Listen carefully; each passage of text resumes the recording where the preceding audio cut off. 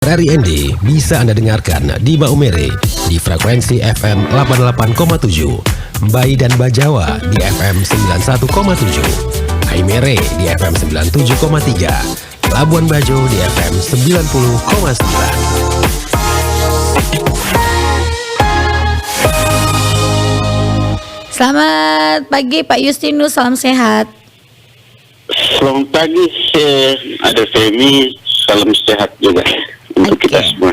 Baik, Pak Dir, ini terkait dengan target dari Perumda Tirta Kelimutu Ende ini untuk pemasangan jaringan 1000 bagi pelanggan baru. Nah, mungkin bisa diinformasikan di awal ini seperti apa nih pelanggan atau jumlah pelanggan yang sampai dengan saat ini terdata yang belum memiliki jaringan sendiri nih untuk pemasangan air bersih nih, Pak.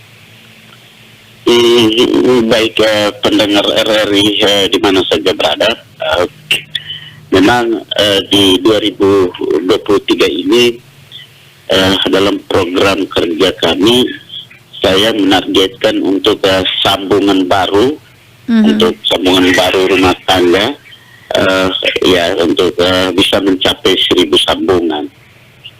Nah, ini target saya. Lantas saya memaklumi bahwa target ini tidak segampang apa yang kita ucap, karena sangat tergantung dengan pendapatan dari masyarakat calon pelanggan atau masyarakat yang ingin untuk mendapatkan pelayanan air bersih dari Perumda Tirta Kelimutu. Nah, untuk menjawab urusan ketersediaan anggaran atau dana dari para pelanggan ini, memang dari awal saya sudah sangat maksimal untuk bagaimana mencari jalan keluar. Pertama, supaya kebutuhan dasar masyarakat ini terpenuhi di Kabupaten Ende, dalam arti bahwa yang dilayani oleh perusahaan daerah. Nah, upaya-upaya itu sampai dengan kita mengajukan permohonan kepada pemerintah untuk bisa melakukan subsidi atau dalam bentuk apapun supaya masyarakat kita bisa terjangkau atau bisa menikmati kebutuhan dasar ini. Dan ini selalu berbenturan dengan yang pertama, kita harus sadari bahwa 2 tahun, bahkan 2 tahun setengah, itu dari tahun 2020, 21, 22, baru sedikit normal kita mengalami guncangan begitu dahsyat dari COVID-19, sehingga ketersediaan dana mungkin sangat terbatas, sehingga program atau rencana untuk subsidi atau penyertaan modal ini belum bisa dijangkau atau belum bisa terjawab. Nah, sekarang saya malah berpikir untuk mencari jalan keluar, dan kami temukan bahwa ada ada kredit Merdeka yang dicetuskan atau dijalankan atau diprogramkan oleh Bank Pembangunan Nusa Tenggara Timur, Bank NTT.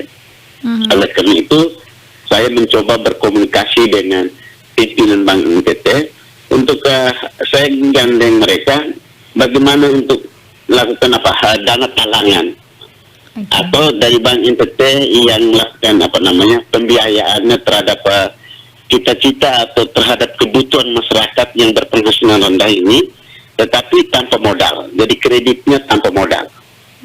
Dan dari komunikasi ini, malah pimpinan Bank NTT cabang Enden menyetujui dan menyanggupi untuk membackup kepentingan dan kepentingan pelanggan untuk menikmati sambungan jaringan PDM ini atau Perumda.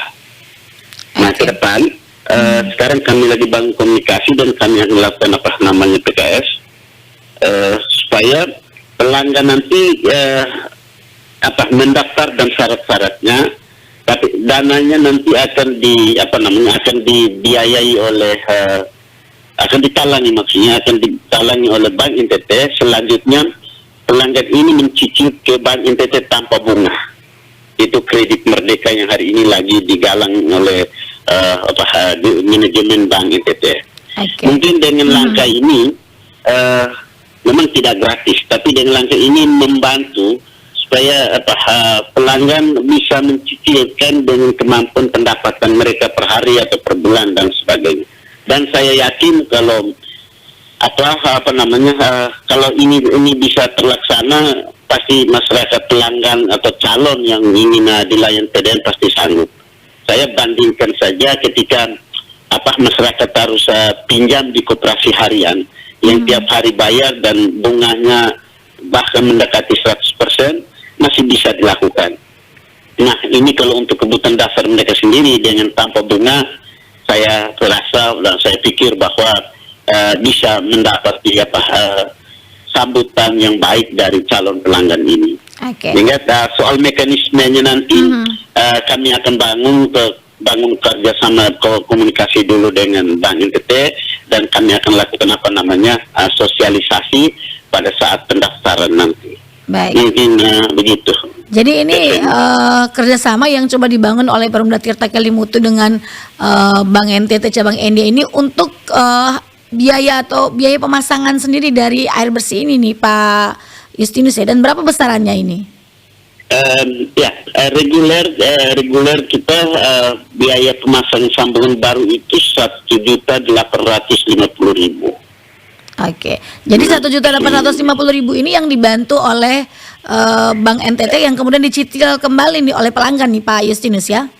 Iya, mekanismenya begitu. Jadi Bank NTT kasih pinjam ke pelanggan yang sangat membutuhkan karena ketersediaan dananya belum mencukupi. Nanti baru pelanggan ini cicil ke Bank NTT. Mungkin mekanismenya akan seperti itu, tapi kami akan bertemu lagi supaya ada PKS-nya dan ada sosialisasinya nanti dengan pelanggan.